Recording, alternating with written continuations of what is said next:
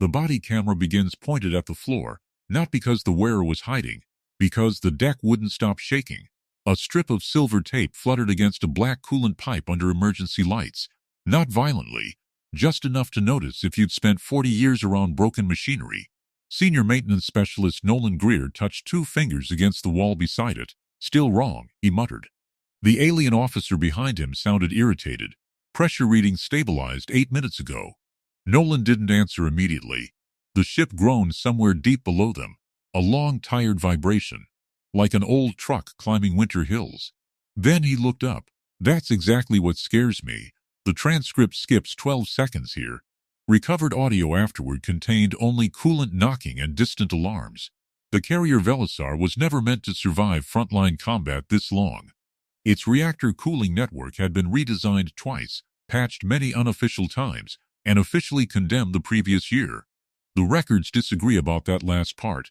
Most of the younger alien engineers trusted automation anyway. Nolan didn't. He'd worked freight haulers back on Duluth orbital docks before half the crew aboard Velisar had been born. Cargo ships. Rusty things.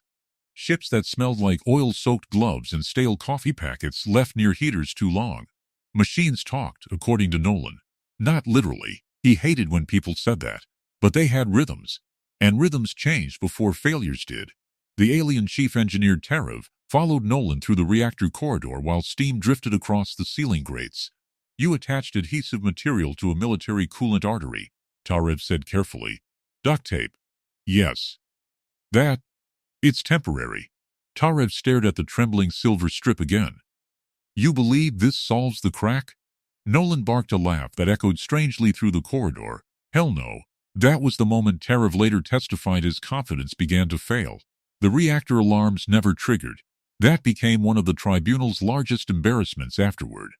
According to official analysis, the manifold fracture produced harmonic masking inside the coolant chamber.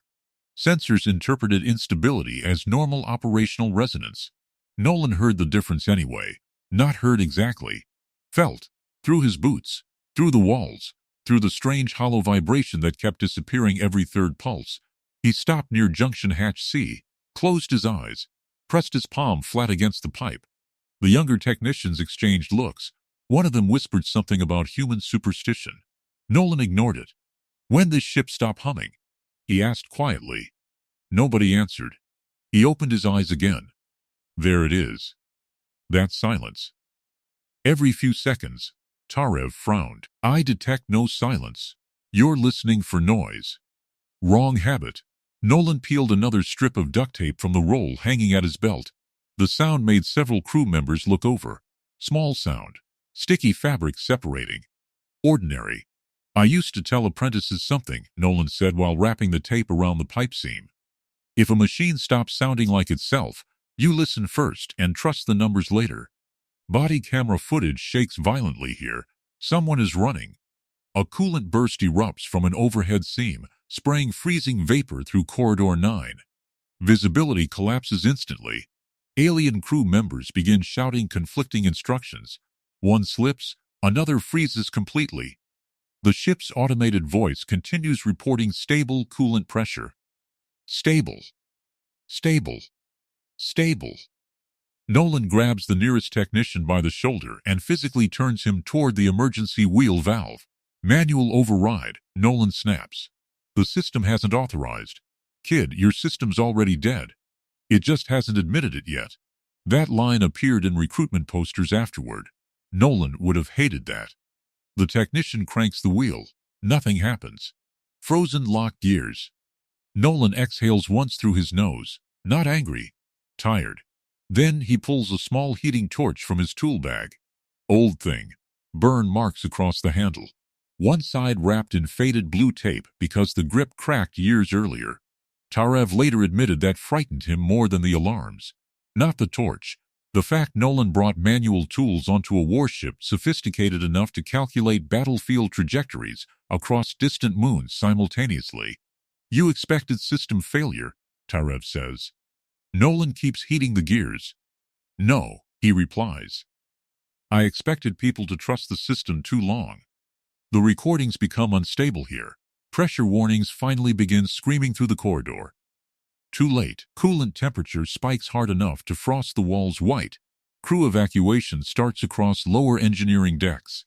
Nolan doesn't move. He crouches beside the patched manifold, listening to the vibration through the floor grating. Then suddenly, the knocking changes. Shorter now. Cleaner. The ugly hollow silence between pulses disappears. The ship sounds alive again. Nolan finally stands. There, he says softly. Tarev stares at him. You repaired it? Nolan wipes frost from his eyebrows. Temporary stabilization. Maybe 4 hours if nobody pushes reactor output. You knew from the sound alone? Nolan shrugs. My father repaired grain dryers in northern winters. Said bearings always confess before they die. The corridor lights dim again. Nobody speaks for several seconds except the ship itself. Steady now. Breathing almost. 3 months later, the Federation Engineering Council officially updated emergency maintenance doctrine. Human duct tape received restricted classification status aboard military vessels. Not because it sealed coolant fractures effectively. The adhesive performed terribly under sustained heat. That part embarrassed the council archivists. The reclassification happened because the tape created visible vibration indicators the crew could recognize faster than buried sensor graphs during harmonic masking events. The official wording called it primitive kinetic oscillation amplification material. Most crews ignored the formal name. They called it Greer tape instead. Tarev kept one unused strip mounted inside his office after the war. Not framed, just taped crooked beside the doorway. Visitors kept asking why.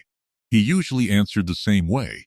Because the ship sounded wrong, and only one person aboard believed it. The final recovered body camera frame shows Nolan leaving engineering 6 days later, carrying his old toolbox. The silver tape roll is still clipped to his belt. Half empty.